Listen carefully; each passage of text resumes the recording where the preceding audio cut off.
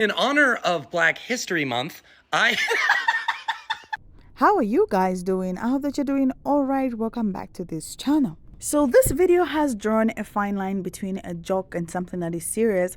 Why? Because that white man chose to write a letter to black women, according to him, in the celebration of Black History Month, which is this month, February, right? And the reason I mention it's a fine line is because it's received very mixed reaction and different ones. And some are stuck in the middle because they do not know exactly, like, was this man being serious or it was a joke. Whichever the case, his video has been received with mixed feelings, as you're going to see. So anyway, let me roll the clips and then I'm gonna be back to give my 2 cents. sorry. I wrote down some things that I love about Black people. So I'm just gonna read the first thing that I love about Black people. Here we go. Dear Black women, when you yell, "Get it, white boy," it unlocks something within me. There I am, twerking my cheeks off to Lil Jon, getting as low as I can, going from window to wall, living my best life at the club on the dance floor. Then I hear it. Okay, get it, white boy. In that moment, I could fight a grizzly bear. When I hear it, I summon everything in my being to give everything I can. They say mothers can lift a car off their child when a Black woman yells, "Get it, white boy," I feel the adrenaline of a mother in flight or fight, and I proceed to give everything I have to start a fire on the dance floor. Thank you, Black women, for providing me with the ultimate encouragement. With all the love and respect in my heart, Mario. I don't know what it is, but when I hear "Get it, white boy," I get it. Whatever you want, I'll get it. That's it for today. I'll maybe write some more if you guys want some more, and follow me. I'm pretty funny. Dear Black women, when you yell, "Get it, white boy." Hey, I just have a quick thing to say about this. Nothing against the creator at all. Like, I don't care. I actually, like, I get what you're saying. Like, yeah, I hear that too. And yeah, we say that. Yeah, so what I'm like thinking about is how Rachel Elizabeth last month made a video saying, one thing I love is when, or like the feeling I get when a Black woman calls me baby, and got roasted, demolished, eaten up. Like, people hated that video. And I'm just looking at his comments and everyone's like laughing and kikiing in the comments. Like, he's saying essentially the same thing, right? But she got hate for it, but he's not. Again, I like this creator. I like him. I also like her content. What's the difference? What's the difference? Because we all know that Black women do say, "Oh, baby. Okay, baby. I got you, baby." Like, that's something that Black women say to other people of any race. What was the difference between her video and his video? That's my question. In honor of Black History Month, I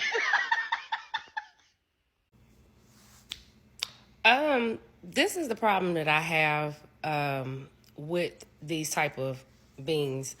I didn't see anything funny, and the thing about it, I don't celebrate holidays.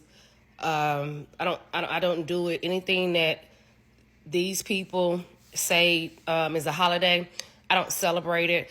But for you to start saying about music, and I've been in a lot of places where y'all are playing that music and your women is jumping ball to ball. But let me tell you, it's nothing funny about this. And I hope you don't get a backlash on this because it's not personal, but it's nothing funny about what you just said. Nothing. In honor of Black History Month, I'm trying my best to keep this short and sweet before people get like frustrated or confused with what I'm saying, but people are mad at this video because they didn't watch the whole entire thing.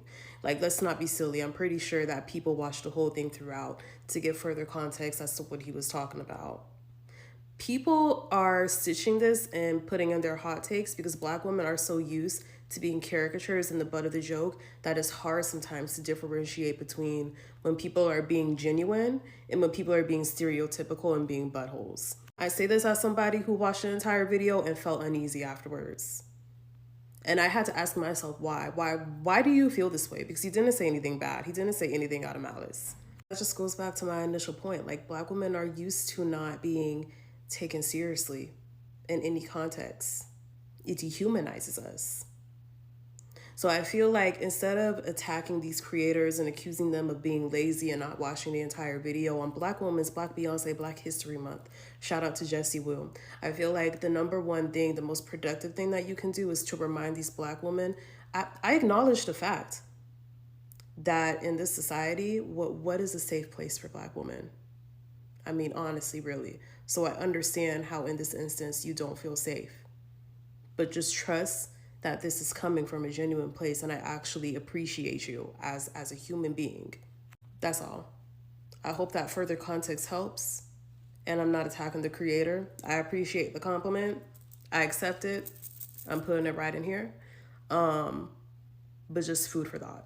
In honor of Black History Month, I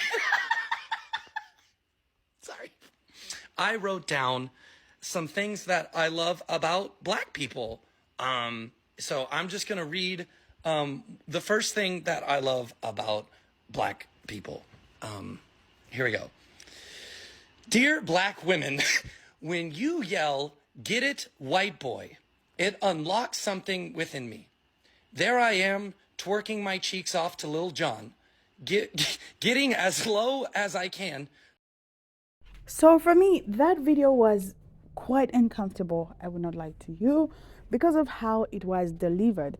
I think maybe he could have tried to really mimic well what he meant, because some people got him saying like he means like, okay baby, you know, the kind of thing, the kind of language that Black women have. But especially the fact that it included white boy and he's talking about Black women, and the way he delivered everything is what got people that are uncomfortable with this uncomfortable. Like, I am uncomfortable with it, but I would try and think of it as something in the form that he was trying to appreciate how maybe Black women sound when they speak these things. It's just, I feel like the phrase that he picked and how he delivered it did not sit right with many people. So he came back on, and this is the other video that he produced, because he had said, if you're gonna love this, I'm gonna be writing more letters, and he came back with more things to share about. Anyway, I definitely felt more comfortable and with this one that he's about to share right now than the previous one, because this one was more, you know, it sounded like really like he was appreciating and the kind of culture and the treatment that he got from Black people or the Black families, as you're gonna hear him explain. The first one was not comfortable for me. So listen to this, guys, and let me know your thoughts. Oh my God. I was raised in a sour cream, marshmallow, blank Word document white household. Thanksgiving consisted of dry turkey, mashed potatoes, gravy from a jar, and Kraft mac and cheese. I left home in my first Thanksgiving away, alone for the holidays. I was invited to join a family for a feast, a Black family. Not only was the company I broke bread with beyond hilarious, beyond welcoming, the food. My taste buds lost their virginity that day. Sorry. I had never been more thankful. I had thought seasonings were winter, spring, summer, and fall, and and didn't extend past salt and pepper. With every bite, a new synapses in my brain expanded, and I grew more and more resentful of the Cracker Barrel bland-ass cooking I was raised with. I went down on that plate. And I went back for seconds and thirds. I was gifted 3 things that day: a new perspective on flavor, a to-go plate, and a wonderful, happy holiday with great people when I had no one to share it with. Thank you, and with all the love and respect in my heart, Mario. Listen, I'm just a guy that does comedy on the internet. And I don't know about you, but I think it's about time that we celebrate each other. We laugh with each other. And I couldn't think of a better time to share my wonderful experiences that I've had with Black people throughout my life than Black History Month, because it's my history with Black people. I love you guys. Thank you for watching. Follow me, I'm pretty funny.